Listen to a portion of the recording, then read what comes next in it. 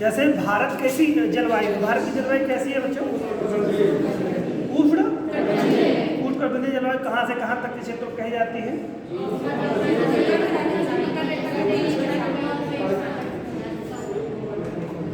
क्या कहा?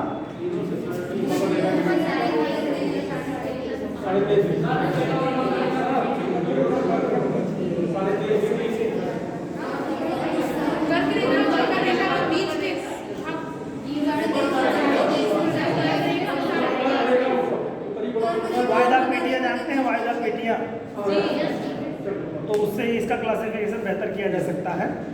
या आप ऐसे समझिए कि सूरज भगवान, समझ रहे हैं ना, हिंदू मैथोलॉजी मानने वाले लोग सूरज भगवान कहेंगे और बाकी लोग क्या कहेंगे? सूरज, है ना, बाकी लोग सूर्य कहेंगे।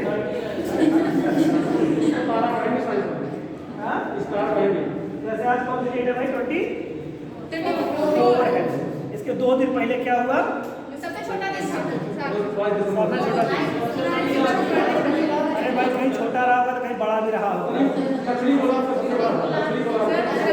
और सूरज भगवान क्या करते हैं तो कबड्डी खेलते हैं।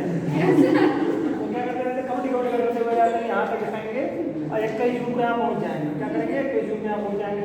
अब फिर यहाँ से कबड्डी करते हुए जाते हैं, कहाँ आते हैं? यहाँ तक आते हैं, इस वाले पे आते हैं और यहाँ कब पहुँच जाते हैं? पहुँच जाते हैं और फिर यहाँ से छू देते हैं। कबड्डी इसमें चल रहा है, प्रो कबड्डी चल रहा है कि नहीं? मैंने कबड्डी देखिए, अधिकारी होने का अपडेट होना पड़ेगा हर चीज़ का ना। इसमें प्रो कबड्डी जो कल हो रहा था, मुझे लगता है उसमें एबीपी न्यूज़ वालों ने उसको रखा था। न्यूज़ देखा करिए, न्यूज़ बहुत ज़रूरी चीज़ है, न्यूज़ आप ही के लिए। कल मैंने बताया था, बहुत सारे लोग कहते हैं हम क्यों देखेंगे? न्यूज़ आप ही के लिए, क्योंकि आप ही के लिए ज़्यादा देखिए। अब आप कहेंगे हमारे लिए नहीं बनी हुई है, तो भाई किसके लिए बनी है? आदिवासियों के लिए। भाई आदिवासी लोग बुरा न मानेंगे जो सुन रहे होंगे। कहने का मतलब आदिवासियों का मेरा मतलब है कि जो उस कल्चर में रह रहे हो, आदिवासी के पुराने कल्चर में रह रहे हैं, उनके लिए तो बना नहीं न्यूज़। न्यूज़ बना है हमारे आपके लिए, ठीक है। तो उसमें क्या होता है, सूरज भगवान की कहानी पूरी यही रहती है कि इन्हीं के मध्य में ही जाते हैं। तो दूसरी चीज़ें देखो, ऐसा है ना कि जब कहीं आप जाओगे, जैसे रोशनी यहाँ तक है, बल्ब यहाँ जलेगा, तो प्रकाश क्या यहीं ही रहेगा क्या? कोई टार्च है क्या? वो क्या, उसका रिफ्लेक्शन थोड़ा दूर तक जाएगा। तो सूरज भगवान जब यहाँ तक जाते हैं कर्क रेखा तक, और इसको कहते हैं मकर रेखा, ठीक है। इसको क्या कहते हैं? कर्क रेखा। कौन सी? 3.5 डिग्री है अक्षांश और 3.5 डिग्री क्या है? दक्षिणी अक्षांश है, ठीक है।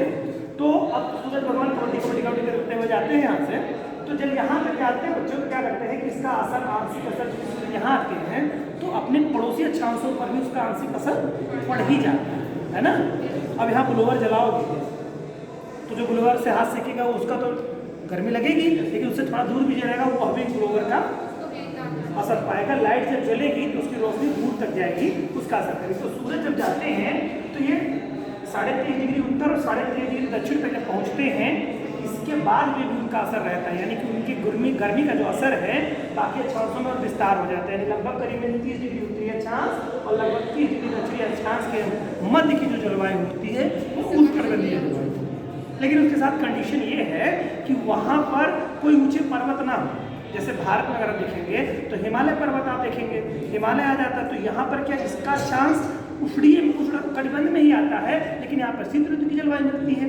जैसे हम हिमाचल प्रदेश वगैरह ले लें, उत्तराखंड वगैरह ले लें, जम्मू एंड कश्मीर ले लें, सिक्किम ले लें, अरुणाचल प्रदेश, ये ऊंचे क्षेत्र हैं। क्योंकि धरातल से जैसे जैसे ऊंचाई पर हम बढ़ते जाएंगे क्या होगा, 165 मीटर की ऊंचाई पर जाने पर 1 डिग्री सेल्सियस टेम्परेचर घट जाता है और लगभग 1 किलोमीटर की ऊंचाई पर जाएंगे तो लगभग 165 मीटर की ऊंचाई पर जाने पर क्या होता है, 1 डिग्री सेल्सियस टेम्परेचर घट जाता है। कहाँ? ऊंचाई पर जाने पर, कहाँ मतलब इससे ऊंचे छत से नीचे से ऊपर जाने पर, ठीक है। और अगर यही कैलकुलेशन इसका करेंगे तो लगभग करीब 1 किलोमीटर के जाने में 6 डिग्री 6.5 डिग्री सेल्सियस टेम्परेचर लगभग करीब में घट जाएगा, ठीक है। और हिमालय का कितना टेम्परेचर ऊंचाई है? जो भी आप कुछ भी तो लगभग करीब 8,000 ऊंचाई, अराउंड फिगर 9,000 है। 9 किलोमीटर हो गई। 1 किलोमीटर में 6 डिग्री घटता है तो 9 कितना हो जाएगा? ऐसा तो 54 माइनस में होगा, प्लस में नहीं, 56 लगभग माइनस में होगा। तो बर्फ वहाँ नहीं जमेगी तो क्या आपके घर में जमेगी? हिमालय में नहीं जमेगी तो कहाँ जमेगी? भाई जो भी ऊंचा होगा उसी में जमेगी बर्फ, है ना। आपके घर के फ्रीजर में जम सकती है। तो ऊंचाई पर जाने पर क्या टेम्परेचर कहीं पे भी रहे, अगर यहाँ पर भी कोई इधर हो जाए, कोई पर्वत ऊंचा हो जाए, 8 किलोमीटर ऊंचा हो जाए, तो वहाँ की जलवायु ठंडी हो जाएगी। क्योंकि मानक जैसे ग्रेविटी हर जगह वर्क करती है, उसी तरह से जब ऊंचाई पर बढ़ने पर टेम्परेचर घटता है। टेम्परेचर दो जगह आपको कम मिलेगा, एक तो क्या ऊंचाई अगर बढ़ा तो टेम्परेचर कम हो जाएगा, ठीक है। दूसरा, जैसे पोल की तरफ अग्रसर होते जाओगे, पोल्स की तरफ बढ़ते जाओगे, टेम्परेचर घटता चला जाएगा, ठीक है। तो थोड़ा सा मतलब कि मान समझ में आ गई ना। तो 30 डिग्री उत्तर और 30 डिग्री दक्षिण के मध्य की जो जलवायु होती है वो उष्णकटिबंधीय आती है, और 30 से लेकर 35 तक का जो क्षेत्र होता है वो संक्रमित क्षेत्र आता है। दोनों में वायद आप अक्षांश पढ़ते हैं, वो कभी हम लोग जब अगर भी पढ़ेंगे तो वहाँ दिखेंगे। उसके बाद 30 से 60 डिग्री की जो जलवायु होती है शीतोष्ण जलवायु होती है, और गेहूं जो है वह शीतोष्ण जलवायु का पौधा है। क्या समझ आएगा। लेकिन भारत के बड़े जुगाड़ू हैं सब। भारत में क्या हिमालय पर्वत हमारे यहाँ इसको बड़ा फायदा करता है। हमारे हिमालय पर्वत, एक तो चीन जो बहुत शक्तिशाली बहुत बड़ा देश एक तरह से कहिए और विस्तारवादी देश है, तो उससे हमारी अच्छा कर देता है। तो वो अपनी दीवार बना करके किया और प्रकृति हमारे यहाँ हिमालय देके कर दिया। भारत का आओ देखते हैं तुमको, हिमालय पे आओ तो निपटेंगे वहाँ पे। हिमालय चढ़ते चढ़ते क्या हो जाएगा, वो जाम हो जाएगा उसी में सारे खून, ये फिल्मों में दिखाते नहीं है, बर्फ जम जाएगी उसमें से, तो सारे सैनिक वहीं जाम हो जाएंगे, है ना। तो एक स्थिति बनती है, तो उससे रक्षा करता है। दूसरा, जो हवाएं चलती हैं, पछुआ हवाएं चलती हैं, पूर्वा हवाएं जो चलती हैं, तो पूर्वा हवाओं का जो क्षेत्र होता है 0 से 30 डिग्री अक्षांश के मध्य में पूर्वा हवाओं का क्षेत्र होता है, जिसे व्यापारिक हवाओं के नाम से जानते हैं आप। तो उसमें क्या होता है, पूर्वा हवाओं से भी हमें रक्षा करता है, तो ठंडी हवा नहीं पाती है, तो गर्मी का विस्तार बढ़ जाता है। जैसे कमरे में अगर हवा ना आए तो कमरे का टेम्परेचर अपने आप मॉडरेट रहेगा कि नहीं रहेगा, तो वो आ नहीं पाती है। तो यहाँ की जो जलवायु है भारत की हिमालय पर्वत के कारण से, जो इसका ऊपरी हिस्सा पड़ता है यानी मैदानी हिस्सा ही, यहाँ पर जैसे सूर्य की जब गतियाँ होती हैं, ठीक है, जैसे उपसर्ग अपसर्ग की घटना या कहीं देर वृत्ताकार जब पृथ्वी पे घूमता है, तो ऐसी क्षेत्र की जलवायु बन जाती है। भारत जो है उष्णकटिबंधीय क्षेत्र देखिए 23.5 डिग्री तक ही था, लेकिन हिमालय में विस्तार इसका और बढ़ जाता है, क्योंकि हिमालय के कारण से इसका उष्णकटिबंधीय क्षेत्र का विस्तार और लंबा हो जाता है। यानी कि लगभग करीब में ये और लगभग करीब में 25 डिग्री सेल्सियस मतलब डिग्री अक्षांश तक इसका विस्तार लगभग चला जाता है। तो कहने का मतलब ये है कि उष्णकटिबंधीय क्षेत्र में भी है, हिमालय के कारण से या पृथ्वी की गतियों के कारण से, आप कहिए मूल रूप से पृथ्वी गतियों के कारण से इन भारत के मैदानी क्षेत्रों में शीतोष्णकटिबंधीय जलवायु मिलने लगती है। क्षेत्र उष्णकटिबंधीय और जलवायु कैसे मिलने लगती है, खासतौर से दिसंबर, जनवरी और फरवरी के महीने में जो जलवायु मिलती है, ये शीतोष्णकटिबंधीय जलवायु मिल जाती है यहाँ पर। तो यहाँ गेहूँ को लेते हैं, समझ रहे हैं बात को, गेहूँ को लेते हैं हम लोग। इस नाते हम लोग क्या जो जिन क्षेत्रों में मूल रूप से हम लोग रहते हैं, बिहार, उत्तर प्रदेश, हरियाणा, पंजाब, ये जो क्षेत्र है, ये दोनों लाभ लेते हैं। गेहूँ वाला भी ले लेते हैं, फिर उसके बाद धान वाला भी ले लेते हैं, दोनों लाभ ले लेते हैं। लेकिन यही चीज़ें देखेंगे आप, जो कोस्टल स्टेट्स हमारे हैं, जैसे जो हमारे समुद्र तटीय राज्य हैं, वो लोग केवल धान ही बोते रहते हैं, एक ही फसल बोएंगे। यानी कि अगर खरीफ है तो खरीफ ही बोते रह जाएंगे, रबी है तो रबी ही बोते रह जाएंगे।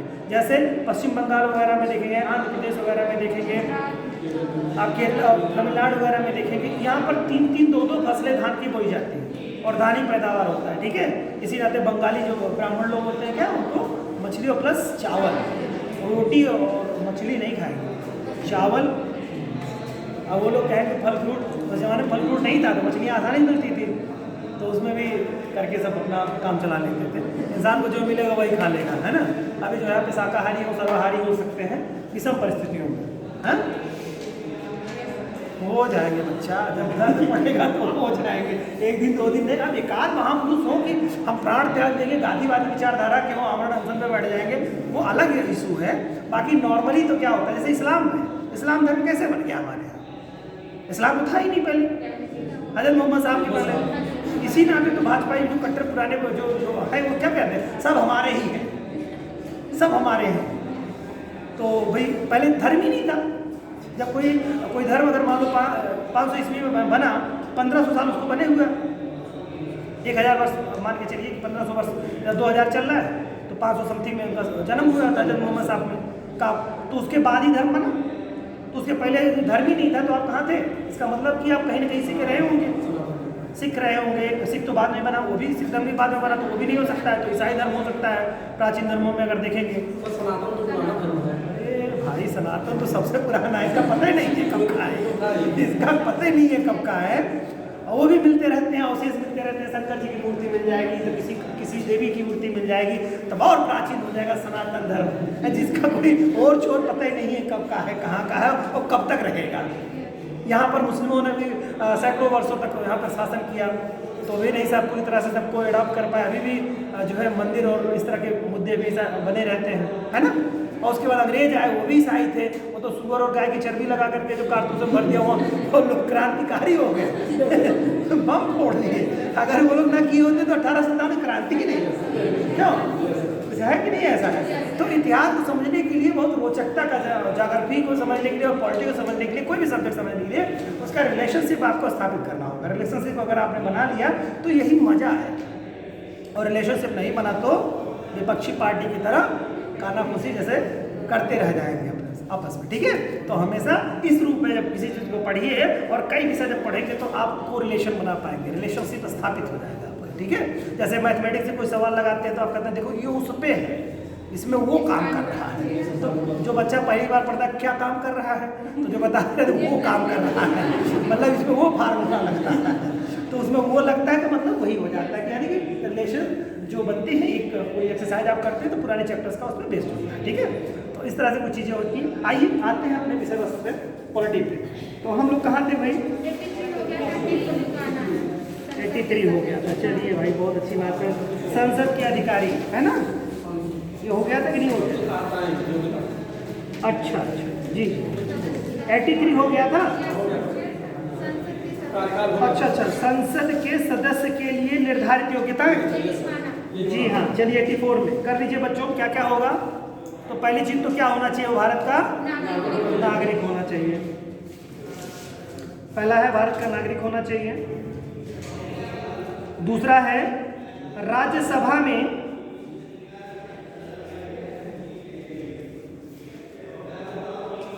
स्थान के लिए कम से कम 3 वर्ष की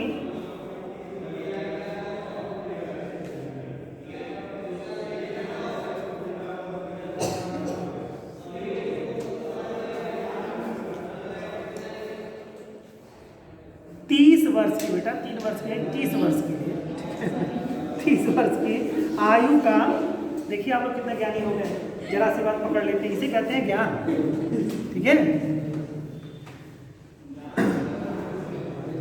30 वर्ष की आयु पूरी कर चुका हो, 30 वर्ष की आयु का तथा लोकसभा के लिए कम से कम 25 वर्ष की आयु का होना चाहिए या आवश्यक है।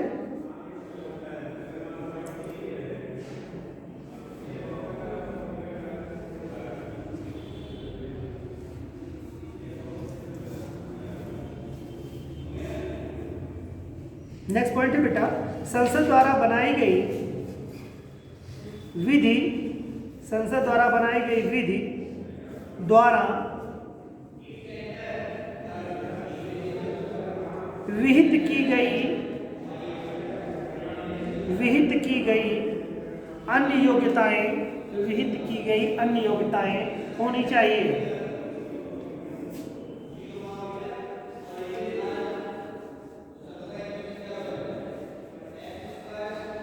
ठीक है। अब नेक्स्ट है बेटा 85 है, आर्टिकल 85 अनुच्छेद 85। इसमें क्या है, संसद का सत्र 17वां और विघटन। आर्टिकल 85 संसद का सत्र, करिए संसद का सत्र कामा 17वां और विघटन। तो इसके लिए कुछ कायदे कानून होंगे, है ना, उन कायदे कानूनों की भी बात कर लेते हैं।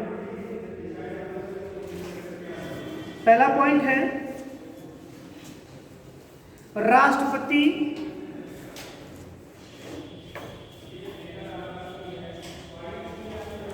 समय समय पर संसद के प्रत्येक सदन की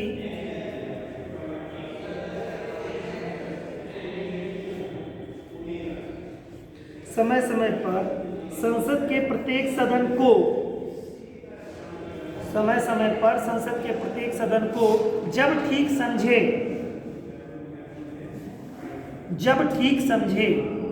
समय समय पर जब ठीक समझे अधिवेशन के लिए आहूत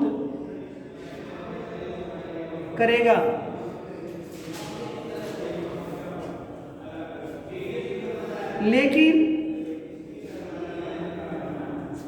लेकिन दो अधिवेशनों के मध्य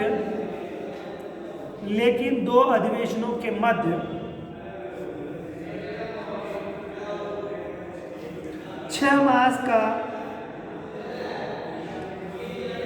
अंतर नहीं होगा।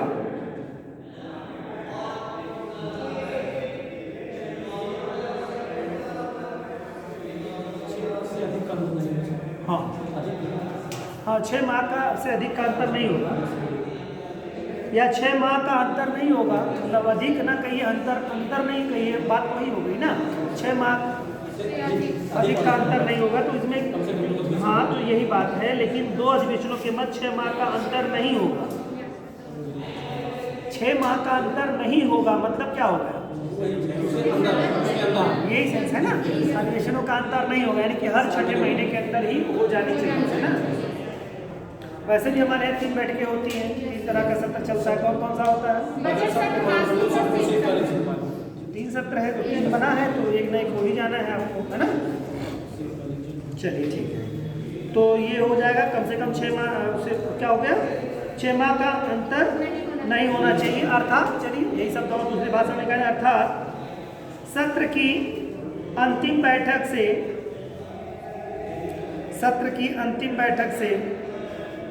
दूसरे सत्र की प्रथम बैठक के मध्य सत्र की अंतिम बैठक से दूसरे सत्र की प्रथम बैठक के मध्य 6 माह से कम समय होना चाहिए।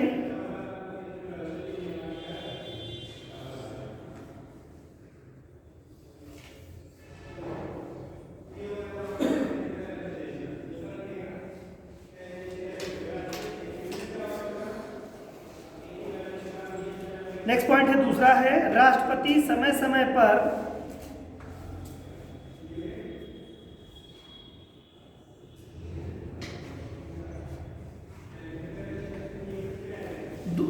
पर दो चीजें होंगी। देखिए एक चीज जान लीजिए, जैसे कहा जाता है सत्रावसान और विघटन, सत्र का विघटन, या ऐसे कह सकते हैं इसको कि विघटन कह सकते हैं, संसद का विघटन कह सकते हैं आप इसको, या सत्रावसान। तो सत्रावसान किसके लिए यूज किया जाता है मोस्टली, और विघटन किसके लिए यूज किया जाता है?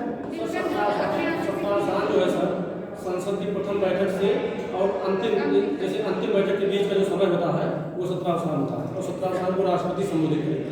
जैसे लोकसभा अध्यक्ष ना करके राष्ट्रपति संबोधित करेंगे।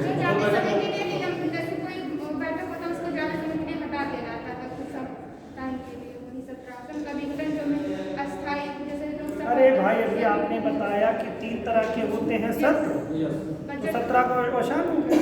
जैसे बजट सत्र है, समझिए पहले बात को समझिए, सत्र कोई भी है, जैसे बजट सत्र है या मानसून सत्र है या शीतकालीन सत्र है। तो कोई सत्र अगर है तो सत्र समाप्त हो रहा है, अवसान हो गया, सत्रावसान।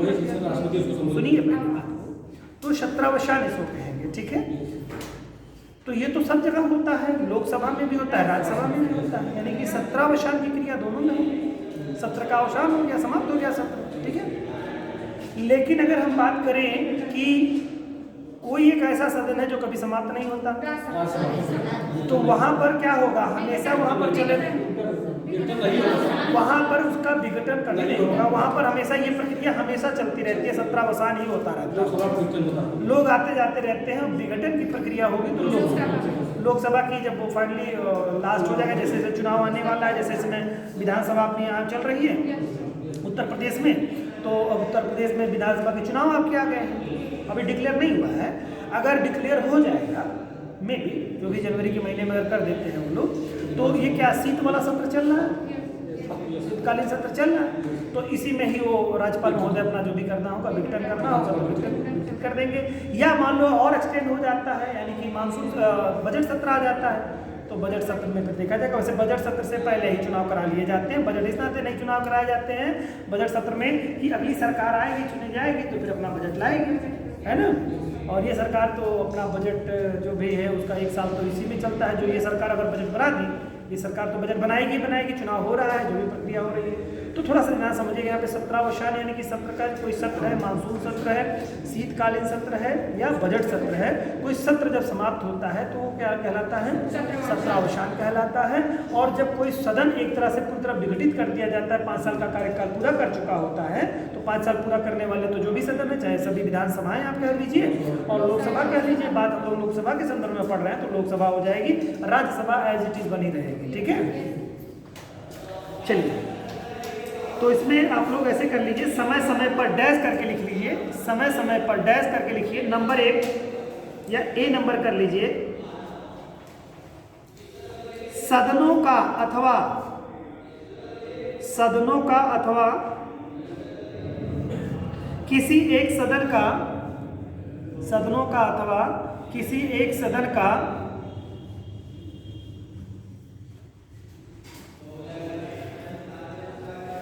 सत्रावसान कर सकता है, किसी एक सदन का सत्रावसान कर सकता है,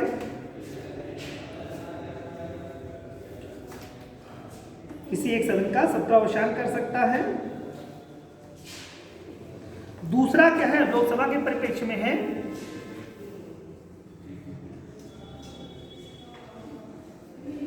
दूसरा है बच्चों लोकसभा का विघटन कर सकता है, लोकसभा का विघटन कर सकता है।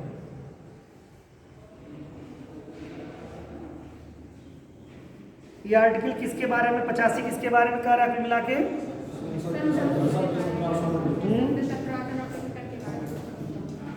ये राष्ट्रपति महोदय के बारे में बता रहा है ना, ये राष्ट्रपति ही तो कर रहे हैं, तो राष्ट्रपति से रिलेटेड, राष्ट्रपति समय समय पर कह रहे हैं इसमें। और प्रत्येक सदन में जब ठीक समझे तो राष्ट्रपति सदनों की बैठकें जब बुलाना चाहते हैं तो उसके लिए, तो यानी कि आर्टिकल 85 जो है वो राष्ट्रपति को पावर दे रहा है। और राष्ट्रपति जो है कोई भी बैठक बुला सकते हैं, सत्रों की कोई भी बैठक होगी वो बुला सकते हैं। सत्रावसान कब करेंगे उसके बारे में बता रहा है, यानी कि 2 बिंदु उसमें होंगे, एक तो बैठकों को आहूत करना राष्ट्रपति का कार्य है, सत्र का अवसान करना राष्ट्रपति का कार्य है, और सत्र को विघटित करना कार्य है। समझ में आ गई बात, किसी चीज़ को क्या, सत्र को ऑर्गेनाइज करेंगे, बुलाएंगे, आइए आप लोग बैठिए भाई। जैसे नई नई जब सदन बना, नए नए चुन करके आए आप लोग, जैसे नए नए अभ्युदय में आए होंगे तो दोस्ती यारी तमाम सारी चर्चाएं होने लगती है ना, नए नए बच्चे आते हैं, कौन कहाँ से आए। उसी तरह लोकसभा के सदस्य लोग या किसी भी सदन के सदस्य जब चुन करके आते हैं, वे क्या करते हैं, आपस में गुफ्तगू कर रहे होते तो आते हैं, बुलाते हैं, आइए बैठिए भाई चर्चा कर लेते हैं आज। तो पहले बैठक होगी तो राष्ट्रपति महोदय को आहूत करेंगे, बुलाएंगे, वहीं पर ही क्या होता है, प्रोटेम स्पीकर का चुनाव होता है, पहले उस दिन की बैठक करते हैं, उसी बैठक में चुनाव कर लिया जाता है कि कौन हमारा स्थायी स्पीकर होगा, जो सत्ता पक्ष के लोग होते हैं उनका चुनाव कर लेते हैं। चुनाव करने के बाद बैठक हो जाती है, चलता है, खत्म होती कहानी। फिर इसके बाद कोई नया सत्र, जिस भी सरकार जब भी बनी हो तो उसके बाद में, जैसे मान लो अगर इधर चुनाव होते हैं तो मोस्टली आपने देखा होगा कि वो हमारे यहाँ फरवरी मार्च अप्रैल में या गर्मी के मौसम में चुनाव होते हैं, तो कौन सा सत्र आने वाला होता है, जुलाई वगैरह का, मानसून सत्र। तो मानसून सत्र ही मोस्टली वो में ही सभी नई सरकार आती है, मोस्टली नॉर्मली, ऐसा नहीं कि उसी में ही आएगी, जब भी सरकार बन जाएगी, जब चुनाव होगा उसके बाद जब गठित होकर के आएगी तो वहाँ पर होगा। अब वो सत्र मान लो समाप्त हो जाएगा, जब तो सत्र जब समाप्त हो जाएगा तो उसको विघटन कर दिया जाएगा, मतलब उसका सॉरी क्या है, उसको क्या सत्रावसान कर दिया जाएगा, सत्र का अवसान कर देंगे। लेकिन जब ये 5 साल पूरा हो जाएगा तो उसका विघटन करेंगे। तो 3 बात, सत्र को बुलाना और ठीक है, सबकी जो है नहीं उसको सत्र को बुलाना काम किसका है, राष्ट्रपति का 85 में है, ठीक है। कोई सत्र चल रहा है उसका समाप्त करना होगा तो राष्ट्रपति सत्रावसान, और किसी सदन की आखिरी बैठक है वो समाप्त, उसके बाद में वो सरकार दूसरी आने वाली है तो क्या विघटन कर देंगे, ठीक है। ये तीनों कार्य नहीं किए, कार्यकाल पूरा होने पर विघटन हो ही रहा है, अविश्वास प्रस्ताव को भी विघटन हो जाता है लोकसभा का। हाँ, तो विघटन हो जाएगा जैसे ये, लेकिन तो उसमें पुष्टि वही करेंगे, तो वो एक दूसरी चीज हो गई, मतलब। लेकिन आप उसको सामान्य प्रक्रिया से आप समझे, वो अगर कोई भी सदन खत्म हो रहा है तो खत्म होने की पुष्टि कौन करेगा, अभिभावक ही करते हैं ना, ठीक है। तो सारी चीजें वो मेन रूप से, जैसे वही चीज़ होती है। जैसे कोई डॉक्टर लिख देता है तो जो चीफ डॉक्टर होते हैं वो उनके फिर अप्रूवल उसमें हो जाता है। कोई एसडीएम साहब लिख देंगे तो डीएम साहब फिर उसका अप्रूवल कर देंगे उसमें से कि ठीक है उसके थ्रू आई हुई चीज़, ठीक है। तो ये हो गया राष्ट्रपति महोदय के कार्य हो गए। अब चलिए भाई आर्टिकल 86 में आ जाते हैं, अनुच्छेद 86। थोड़ा जल्दी जल्दी करिए भाई।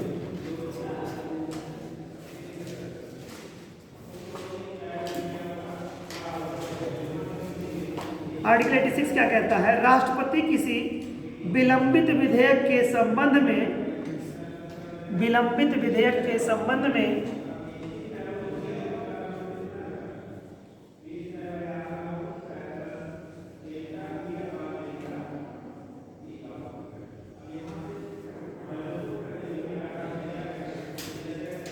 किसी सदन को संदेश भेज सकती है।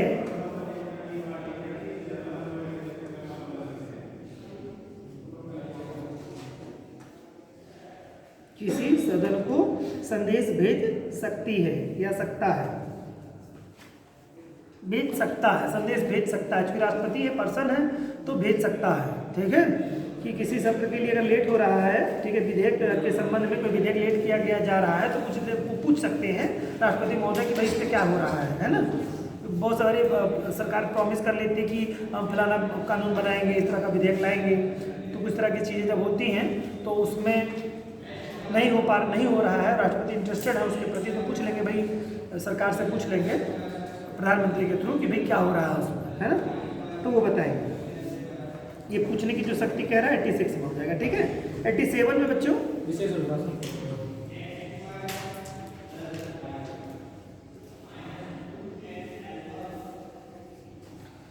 नवनिर्वाचित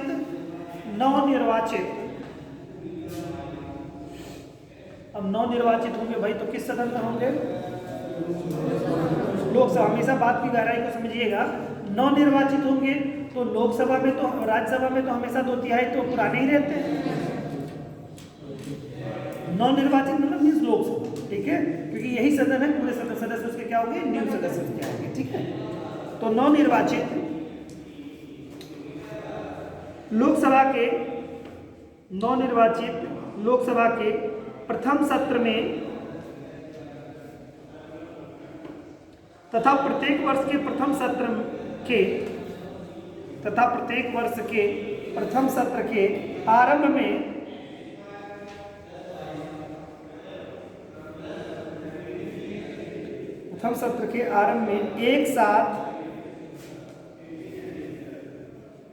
एक साथ संवेद संसद के दोनों सदनों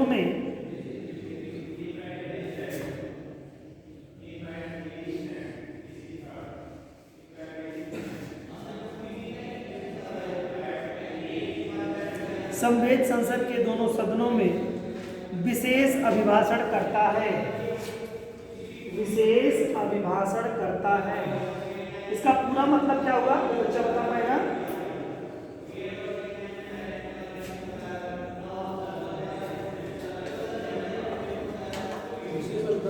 संसद को उनके कार्यों के बारे में बताएगा क्या क्या कार्य करना है आपको?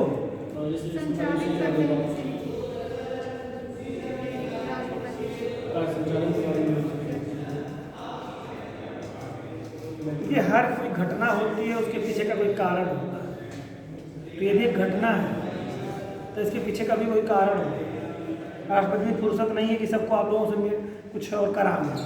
उनका काम क्या है कि कार्यपालिका का प्रमुख होने के नाते एक अभिभावक की मध्यस्थता, जैसे मैं आपको कभी कभी समझा देता हूँ, कुछ बच्चों को बोल देता हूँ, हो सकता है बहुत बुरा लग जाता होगा किसी भी बच्चे को, तो एक अभिभावक के नाते मेरी ड्यूटी है।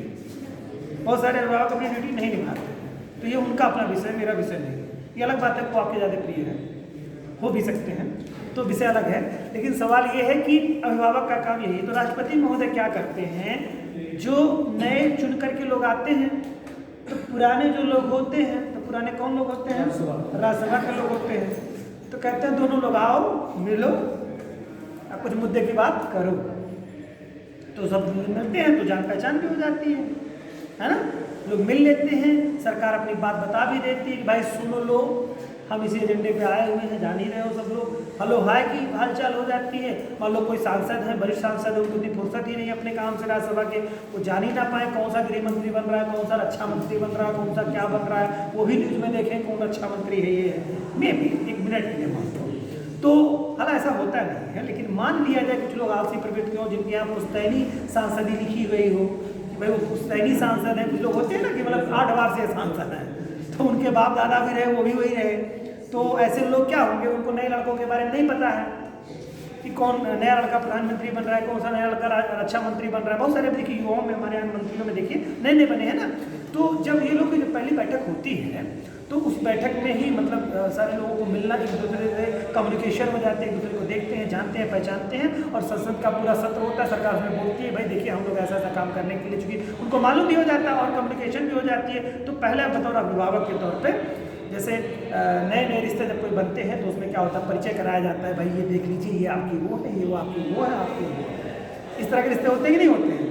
तो आपके वो हैं, ये है, वो है, उसी तरह का कहीं न कहीं कमोबेश यह भी होता है। आप इसको महसूस करिएगा तो कभी ये आर्टिकल 86 भूलेगा भेंट मुलाकात होती है, सांसदों की आपस में भेंट मुलाकात होती है, और भेंट मुलाकात में अभिभाषण हो जाता है। राष्ट्रपति महोदय अपनी बातों को कहते हैं वहाँ पर, है ना, दोनों सदनों को संबोधित करते हुए कहते हैं, दोनों सदन रहते हैं ना। तो अगर पूछ सकता कभी कभी क्वेश्चन इस तरह गहराई में चला जाएगा और गहराई में जाके डुबकी लगाएगा तो पूछेगा कि कब दोनों सदनों को कब संबोधित करते हैं, किस आर्टिकल के थ्रू करते हैं दोनों सदनों को। तो ये अभिभाषण कर देते हैं, तभी संबोधित करते हैं दोनों सदनों को। समझ रहे हैं बात को? बात ये गहरी है, ठीक है? आई समझ में? नहीं आए होगी तो वीडियो फिर से कर लीजिएगा, रिप्लेस करके, कोई दिक्कत नहीं, पढ़ने से होता है, ज्ञान में वृद्धि है, ठीक है? चलिए 86 हो गया बच्चों, ये 87 हो गया, ओके सॉरी मैंने 86 बोल दिया, 87 होगा उसमें अभिभाषण में। अब बच्चों 88 आर्टिकल 88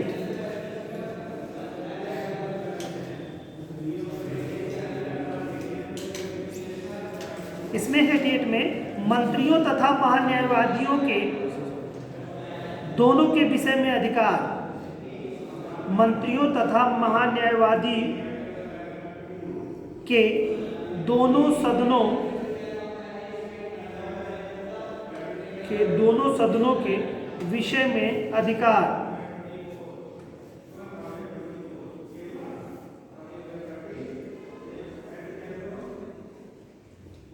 इसका क्या मतलब हुआ? संसद के किसी भी सदन में बोल सकते हैं। हाँ, तो कोई भी जब न्यायिक बातचीत होगी यहीं रहिए, कहीं और मत रहिए। तो जब कोई होगी, जैसे जवाब कौन देगा? घर का मुखिया देगा ना। तो घर के मुखिया कौन होते हैं? जो कार्यपालक हैं, जो शासन चला रहे हैं, यानी मिनिस्टर्स। जैसे गृह मंत्री को कुछ बोलना है, भारत में मान लो कोरोना को लेकर के कुछ बात करनी है, तो उसका रिस्पॉन्सिबिलिटी क्या होम मिनिस्ट्री को आती है। होम मिनिस्ट्री क्या करेगी? उसका जवाब देगी, नहीं कुछ रिस्पॉन्सिबिलिटी देगी। तो वो किसी सदन में अगर राज्यसभा में पूछ रही है इसके बारे में भाई क्या हो रहा है, ऐसे कैसे क्या, तो वो मंत्री महोदय वहाँ पर भी जाकर के भाषण करेंगे, ठीक है? यदि मंत्री का कोई एक तरह से कहिए कोई निश्चित सदन नहीं है कि लोकसभा का मंत्री बना है तो लोकसभा में ही रहेगा, वो जरूरत पड़ने पर तो राज्यसभा में भी जाएगा, अपनी बात वहाँ करेगा, ठीक है? और उसी तरह से महान्यायवादी महोदय हैं तो वो राज्यसभा में भी जाएंगे और लोकसभा में जाएंगे, और वहाँ पर अपनी जो भी सलाह होगी उनकी, तो उस सलाह उसके परिप्रेक्ष्य में अपना काम, ठीक है? तो ये थोड़ा सा इसको सोचने की जरूरत है कि कैसे कैसे क्या करेंगे। जरा लिखिए, फिर चर्चा इस पर करूँगा मैं। प्रत्येक मंत्री तथा भारत का महान्यायवादी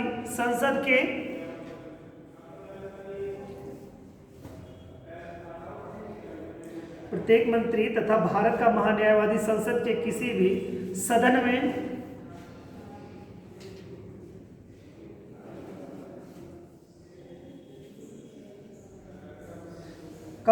संयुक्त अधिवेशन में, किसी भी सदन में। और एक बात और भी है कि जैसे आप सांसद हैं और आप लोकसभा के सांसद हैं, तो आपका मन कहा कि हम राज्यसभा में जाकर बैठेंगे, बिकॉज हम सांसद हैं, तो संभव नहीं। यही जो लोग हैं वही लोग जाके दूसरे सदन में बैठेंगे। तो कभी भी संसदीय कार्रवाई देखेंगे तो मंत्री जी राज्यसभा में खड़े हैं, कभी आप देखेंगे तो भाई बहुत सारे बच्चे कंफ्यूज हो सकते हैं जो डीप शुरू में पढ़ रहे हैं, वो देखिए राज्यसभा में आके बोल रहे हैं। तो तो ये प्रश्न उठना चाहिए। जो बच्चा थोड़ा डीप देखता है, गहराई से चीज़ों को समझता है, ये तो राज्यसभा में है। जैसे बहुत सारे लोग अभी दिखाया जाए यहाँ पे टीवी पे पिक्चर, ये राज्यसभा का पिक्चर, ये लोकसभा का पिक्चर, तो जान ही नहीं पाएंगे कौन सा लोकसभा का सदन है, कौन सा राज्यसभा सदन है। कैसे नहीं जान पाएंगे? कैसे जान पाएंगे बताओ जरा, कोई कैसे जान पाएगा?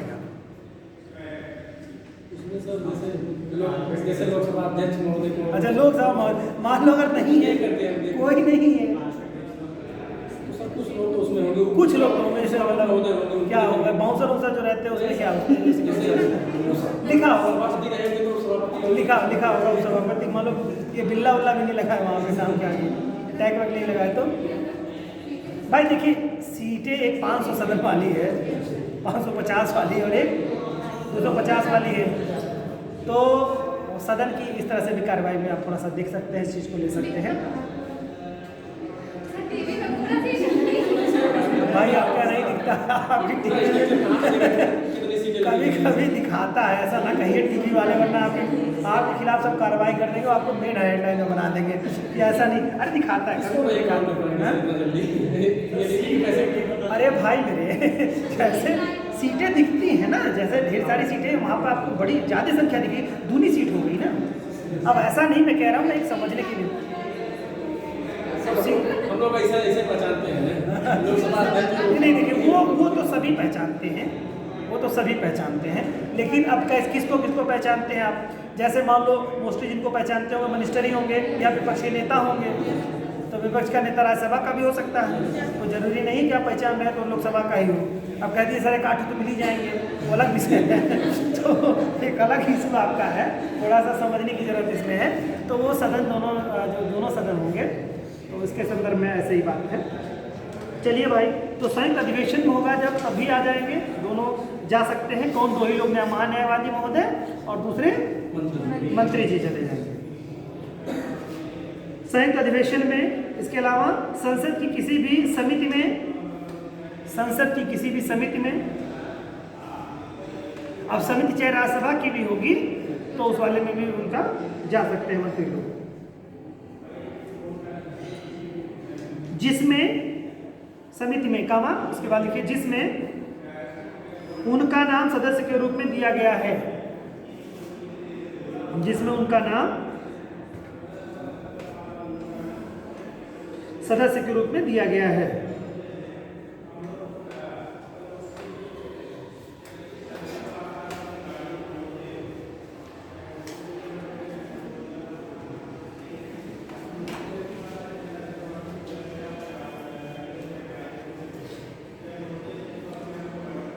बोल सकता है मतलब सदन की कार्यवाही में बोल सकता है, कैसे सर बोल सकता है मतलब सदन में जाके बोल सकता है, कार्रवाई में भाग ले सकता है,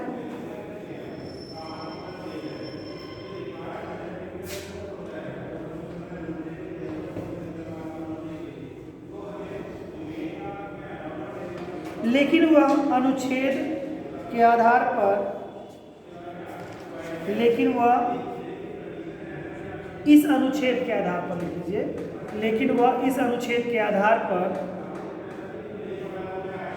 मत देने का अधिकार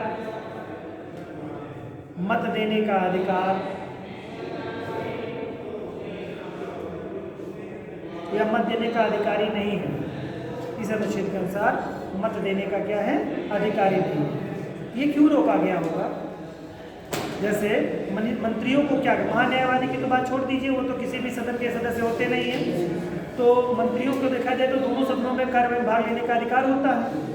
और मंत्री आप जानते हैं 15% स्थिति में लगभग करीब आपके 85 मंत्री हो जाएंगे, 83-84-85 मंत्री हो जाएंगे, तो 80 प्लस मान लीजिए मंत्रियों की संख्या हो जाएगी। अगर मंत्रियों को जैसा कहा गया है कि अगर ज़रूरत हो तो दोनों सदनों की कार्य में भाग ले सकते हैं, वो अगर बुलाया जाए उनको या इस तरह की जो जरूरत हो। तो कभी कभी क्या होता है कि मंत्री जा सकते हैं, तो मान लो मंत्री को किसी काम के लिए बुला लिया गया राज्यसभा में, उसी दिन वोटिंग हो रही है, लोकसभा में उनका बहुमत है नहीं, मतलब लोकसभा में बहुमत है, राज्यसभा में बहुमत है ही नहीं, तो सारे मंत्री जाकर के उधर से वोट दे देंगे तो राज्यसभा में उनका विधेयक पास नहीं हो जाएगा। मान लो उस दिन सत्ता और बाकी लोग नहीं, सांसद कम आए हैं, लोकसभा के सारे मंत्री जाके बैठ गए वहीं पे अपना कुछ ऐसा करके, और राज्यसभा की इतनी कार्रवाई को प्रभावित करेगी, तो राज्यसभा की शक्ति में अतिक्रमण ना हो जाए। इस विधेयक के आधार पर कि सारे मंत्री भी वोट देने लगे कि कोई विधेयक राज्यसभा में आया तो उसमें पता चला कि ये मंत्री लोग भी दे रहे हैं, तो मंत्री तो लोकसभा का है, मान लो तो मंत्री लोकसभा का है, तो वो भी उसमें वोटिंग नहीं कर सकता, मतलब वोटिंग नहीं कर सकता। राज्यसभा के मेंबर में वोटिंग जब होगी तो ये मंत्री जो कि लोकसभा का है वो नहीं उसमें ले सकता है, ठीक है। हाँ, तो राज्यसभा का है तो एज ए सदस्य उसमें लेगा ही, है ना, तो उसका एक अपना है, ठीक है। और इस अनुच्छेद के आधार पर तो कतई नहीं कर सकता है, तो आर्टिकल 88 याद रखिएगा। चलिए वो लिखते हैं 89, आर्टिकल 89 ये क्या है? संसद के पदाधिकारियों के संदर्भ में हम लोग बात करेंगे। अब यहाँ पर संसद के पदाधिकारी में राज्यसभा का सभापति, ठीक है, राज्यसभा का सभापति या उपसभापति लिखिए इसमें 89 में बच्चों, राज्यसभा का सभापति और उपसभापति।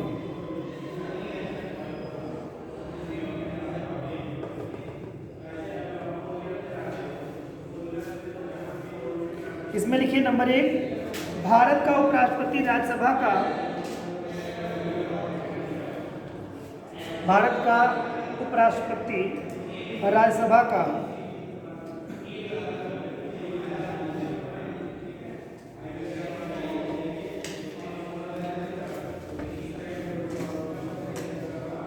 पदेन सभापति होता है, राज्यसभा का पदेन सभापति होता है।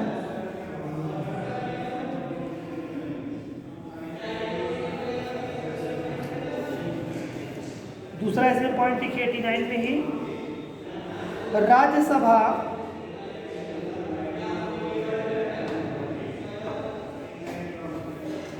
शीघ्र जल्दी से जल्दी, शीघ्र अपना एक उपसभापति चुनती है, शीघ्र अपना एक उपसभापति चुनती है, तथा जब जब यह पद रिक्त होता है, तथा जब जब यह पद रिक्त होता है,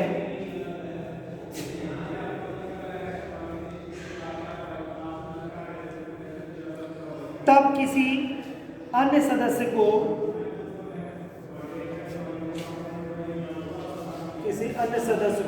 अपना उपसभापति चुनती है।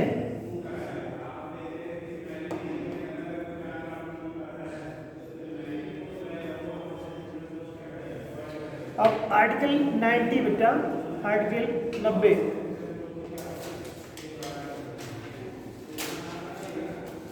उपसभापति को पद से मुक्ति, उपसभापति को पद से मुक्ति किन कंडीशन में दिया जा सकता है?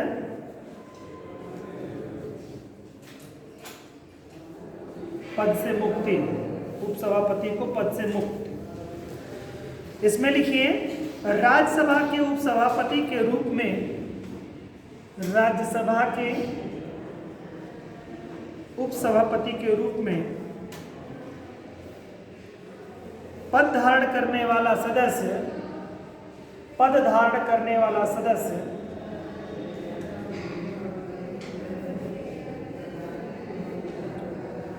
डैश नंबर 1, यदि वह राज्यसभा का सदस्य नहीं रहता, यदि वह राज्यसभा का सदस्य नहीं रहता तो अपना पद रिक्त कर देगा,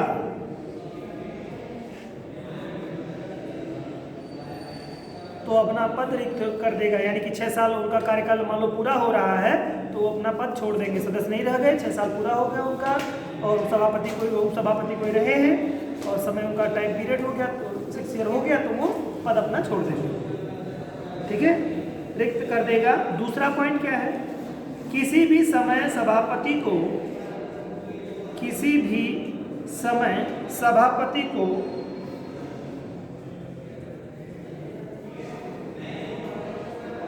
भी समय सभापति को संबोधित ये बहुत ही महत्वपूर्ण है। जैसे एग्जाम में क्वेश्चन पूछता है कि उपसभापति अपना त्याग पत्र किसको देते हैं? सभापति को उपराष्ट्रपति, सभापति उपराष्ट्रपति अपने सदन के उच्च जो अधिकारी होंगे उन्हीं को देंगे। उच्च अधिकारी उपराष्ट्रपति या सभापति उन्हीं को देंगे। ठीक है, तो सभापति दे दे ऑप्शन में तो सभापति हो जाएंगे, और अगर उपराष्ट्रपति दे रहा है तो उपराष्ट्रपति को, लेकिन वो संबोधित करेंगे सभापति महोदय के नाम से, उपराष्ट्रपति संबोधित नहीं करेंगे। ठीक है, क्योंकि सदन की कार्रवाई के जो संचालक होंगे उन्हीं के रूप में देंगे। ठीक है, तो ये बहुत महत्वपूर्ण है। किसी भी समय सभापति को संबोधित अपने हस्ताक्षर सहित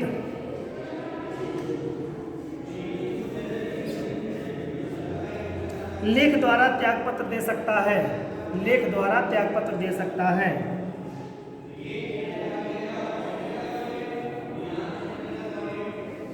नेक्स्ट इसका तीसरा पॉइंट है, राज्यसभा के तत्कालीन सदस्यों के बहुमत से, राज्यसभा के तत्कालीन समस्त सदस्यों, राज्यसभा के तत्कालीन समस्त सदस्यों के बहुमत से पारित संकल्प द्वारा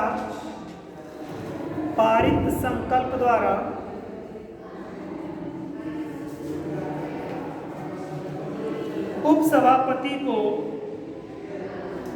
पद से हटाया जा सकता है। उपसभापति को पद से हटाया जा सकता है।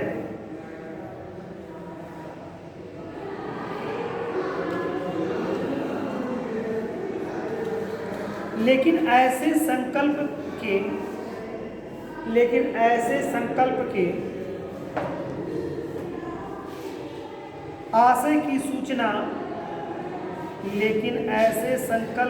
आशय की सूचना कम से कम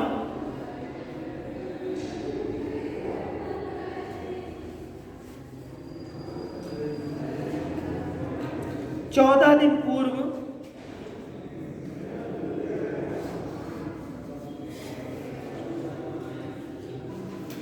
दे देनी चाहिए। नियम यही कहता है कि 14 दिन पहले सूचना दे दी और सभापति महोदय को कि भाई आपको हटाया जाएगा, है ना, या अपना बहुमत से चुनिए। ठीक है, पॉलिटिक्स समझ में आ रही है आप लोगों को? जबरदस्ती मत करिएगा, आप लोकतंत्र में हैं। अब उसका विशेषाधिकार भी मत दिखाइएगा। भाई बहुत सारे लोगों को रास्ता दिखाइए ना तो कहते हैं घर तक पहुंचा दो। कुछ लोग होते हैं कि नहीं होते हैं? कुछ लोग जैसे एड्रेस से पूछते हैं और आप भी जब दिल्ली में होते हैं तो क्या कहते हैं भाई कैसे जाना है, तो कुछ लोग क्या कहते हैं कि तो यहाँ से कहाँ से मुड़ेंगे, कुछ इस तरह के स्टेटमेंट आप लोग सुने होंगे। मेल के साथ ज़्यादा होता है, फीमेल के साथ थोड़ा कम होगा, लड़के बहुत जानते होंगे। अब वो क्या कहते हैं, वो बड़े झल्लाए रहते हैं। पूछा कि कहाँ जा रहे हो, लड़का अपनी स्पीड में जा रहा है, अपने विशेष काम से जा रहा है, क्योंकि लड़कों को बहुत काम होता है। तो जब विशेष काम से निकल रहा होता है और बीच में ऐसे उपद्रवी तत्व कुछ पूछ लेते हैं, जैसे कोई बुजुर्ग पूछ लिया या कुछ इस तरह का आदमी पूछ लिया, तो बताने में अपनी तोहमत समझते हैं। तो उसमें क्या करते हैं कि वो जैसे पता है कि यहाँ से जाओ दाएं मुड़ जाना। अब खास तौर से बस्ती में भी पेपर होने लगे हैं, तो इस समय बहुत सारे लोग पूछने वाले होते हैं। इस तरह की स्थितियों में महानगरों में बहुत सारे लोग पूछने वाले मिल जाते हैं। हर गली में निकलेंगे तो आए दिन मिल जाते हैं लोग पूछने वाले, भैया यहाँ डॉक्टर साहब कहाँ मिलेंगे या समथिंग जो भी चीज़ें। तो उस स्थिति में कुछ लोग बड़े अच्छे तरीके से उसको अभिव्यक्त कर देते हैं, कुछ लोग बहुत ऐसा बता देते हैं कि उसको लगता है फिर अगला तुरंत अगले दूसरे आदेश पूछ लेता है, क्योंकि वो इतना अच्छा बताता है तो उसको समझ में नहीं आता है। ऐसी कुछ कमों में शिक्षकों की भी स्थिति है। मुझे यही लगता है कि तुरंत पूछेंगे फिर इस आर्टिकल में 90 बताओ फिर से, समझ रहे हैं बात? तो आर्टिकल 19 में बता दिया गया, इसका मतलब है कि हम नहीं समझ में आया वही स्थिति। तो कहीं ऐसा तो नहीं हो रहा है ऐसा क्या? कुछ लोग तो छूट गए, मेरे सवाल को शायद समझ ही नहीं पाए। ऐसा है क्या? कोई नहीं है? ठीक है, चलिए। तो मज़ा कर रहा है, हम एंजॉय कर रहे हो ना इसको? एंजॉय करो। पॉलिटी एक ऐसा है इंटरेस्टिंग सब्जेक्ट है, और इसके बाद कायदे कानून जाना है, रोज़ टीवीओ में यही सब चीज़ें दिखाएंगी और आप अपने घर में इसको बता करके बादशाह बन जाओगे। तो लोग कहेंगे यूपीएससी का स्टूडेंट है या छात्र है या छात्रा है, ये प्रूफ हो जाएगा। लेकिन अगर नहीं बता पाए तो छात्र और छात्रा इतिहास को जल्दी नहीं पूछता है। पॉलिटी में पूछा सदन की कौन सी कार्रवाई चल रही है, अब बताओ कौन सा सत्र चल रहा है, तो लोग सन्नाटा पसार जाता है पूरी तरह से, जैसे लगता है कि वो क्या कहते हैं कुछ वो हो गया है। तो इस टाइप से नहीं होता। अब जब कोई जान रहा है तो बोलेगा अच्छा ये शीतकालीन सत्र चल रहा है इस समय। तो उसकी बड़ी बात साहब, मेरी मम्मी भी बड़ी खुश हो गई, पापा मेरा बेटा बहुत सही दिशा में एकदम बिल्कुल करेक्ट दिशा में दिखा रहा है, ये तो आईएएस बन के ही रहेगा। लेकिन अगर उनको कहीं पता है कि किसी तरह की कार्रवाई चल रहा है तो आपने कहा लोकसभा की तरह की कार्रवाई के, ये कुछ नहीं कर पाएगा, ये तो कुछ ही नहीं कर पाएगा, पक्का है ये तो यही रह जाएगा। जब इसको यही नहीं पता है, लेकिन वो कहेंगे नहीं, क्योंकि बेटा थोड़ा और पढ़ा करो, कुछ इस टाइप से, वरना क्रांतिकारी हो जाएगा। बहरहाल मिलते हैं next time. Okay, thank you.